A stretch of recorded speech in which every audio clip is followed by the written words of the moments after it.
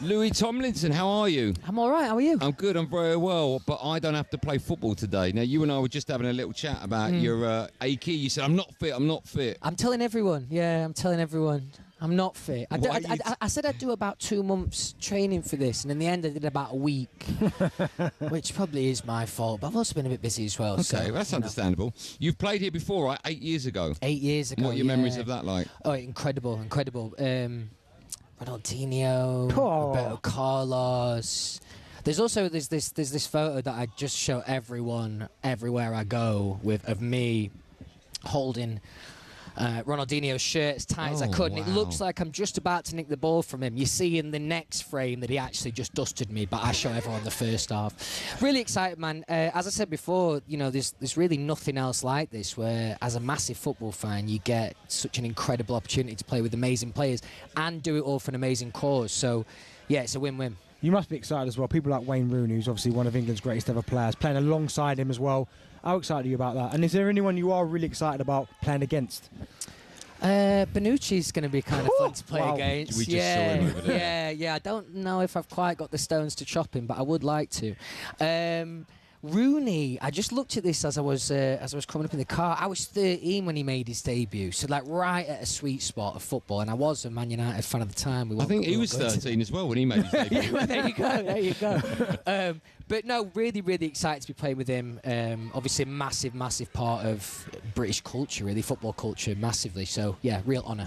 Do you ever get nervous when you do things like this? You've played in front of millions of people in your time, but you'll be playing in front of, 75,000 people at Old Trafford at the weekend. How does that compare?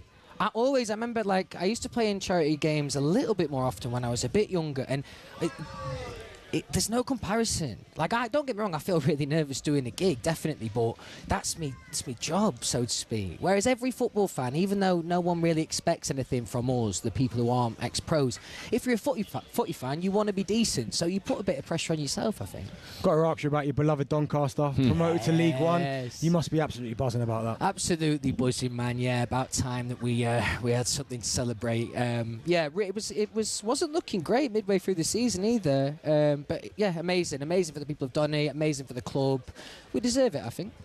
I'm sure you're familiar with our very own Gabby Agbonlahor. I am, yeah, my mate. Who I think it's fair to say took you out in a charity match. I was about 14 at the time, yeah.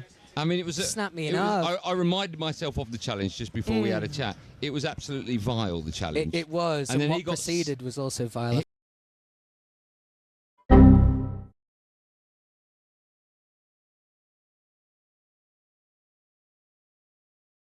Well, he got slaughtered on social media for it. I enjoyed that. Have you got any words for him? We'll be playing this back to him. He's a big old lump. I suppose we could. I'd accept an apology in the form of a donation to UNICEF, I think. I think that's the right thing to do, right? That sounds nice. But a proper donation, right? A proper one, yeah. At least 4 a numbers. few quid, didn't he? Yeah. Yeah, definitely. Okay, I think that's perfect for him. Tightest man ever. You get a fiver out of him, you've done well. No, he did snap me, though. I know. Honestly. What actually happened to you? Because something happened with your knee, right? Yeah. And it was a long-term injury you had. It put me... I was actually meant to be playing in a reserve game for Donny Rovers about a month afterwards, and it put me out of that game. Wow. So I was actually okay now?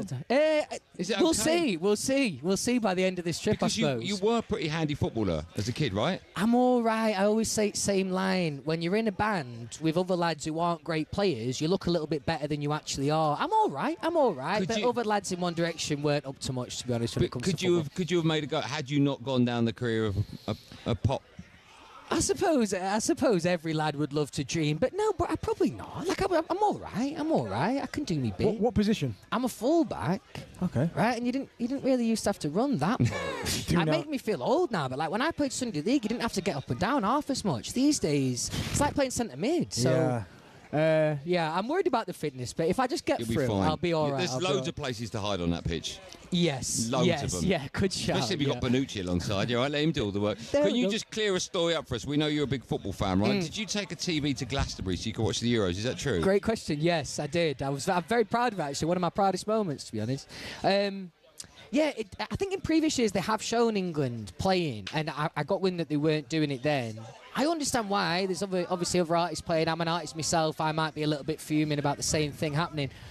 But I wanted to go to Glastonbury and I wanted to watch England. And I thought quite a few other people might have been in that boat. So by the end of the game, and also it was the game where Jude scored the overhead kick, and it was absolute scenes. It was amazing.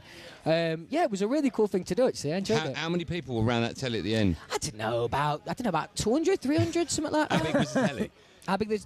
Actually, wasn't massive. Maybe about 40 inches from IKEA or something like that. Should have charged.